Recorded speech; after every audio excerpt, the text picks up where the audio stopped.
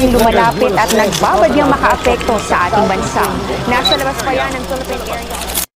Sa panahon ngayon, mas lalong lumalala ang epekto ng bagyo. Cyclone again before it enters the Philippine area of responsibility. Southwest more than 10 kilometers per hour. It will continue in that direction while based on Pagkakit 11 a.m. advisory, the shear line today will bring significant amount of rain. Aurora, Quezon, Bicol Region.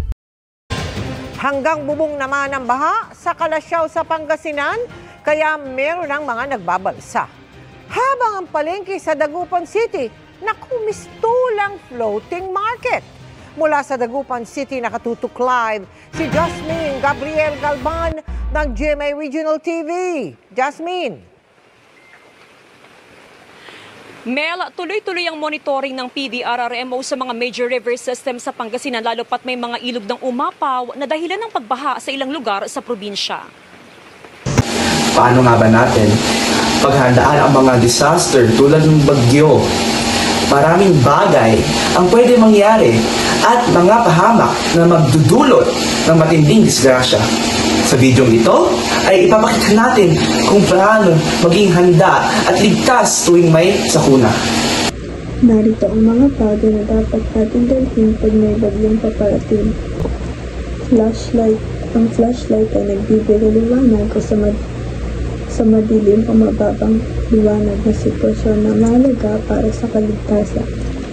Power bank. Ang power bank ay isang portable charger na makakatulong na panatilihin ang iyong mga device na may kapangyarihan kapag ikaw ay malayo sa pinagmumula ng kuryente.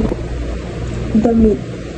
Ang pagdadala ng extra na damit tulad ng isang pagbabago ng damit o mga layer para sa iba't ibang kondisyon ng panahon ay maaaring maging kapaki-pakinabang.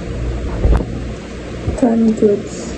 Ang mga canned goods ay mga hindi nasisirang pagkain na maaaring itabi sa mahabang panahon. Paalala, dapat lagi tayong handa sa anumang sakuna.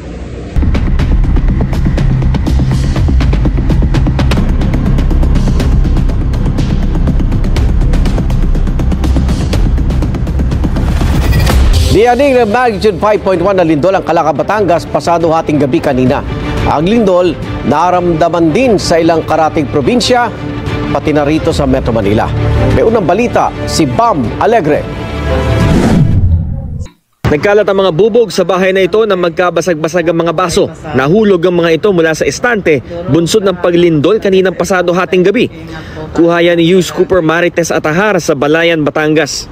Kabilang sa mga naapektuhan ang magkakaibigang sina Jack Teru at Jenny Marasigan na kumakain sa Pasay noon. Nakatingin ako nun sa cellphone ko and then parang medyo nahihilo ako during that time. Parang kang tinutulak. Habang nag-uusap-usap kami, napansin ko na parang sabi ko parang may gumagalaw. Sabi ko parang may something Sabi ko hindi siya normal.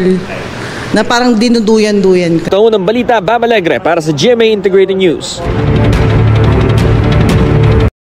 Sa ganitong pangyayari, ano-ano nga dapat natin gawin upang iwas disgrasya at laging alerto tuwing may lindol?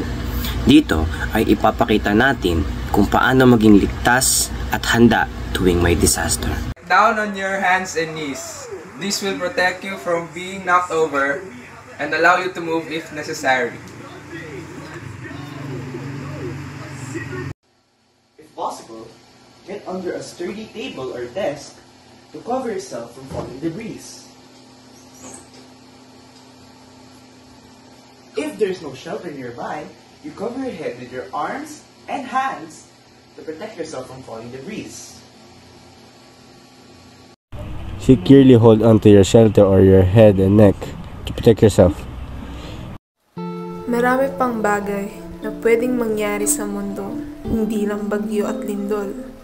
Maraming taong pwedeng madisgrasya o magsakripisyo sa ganitong panahon.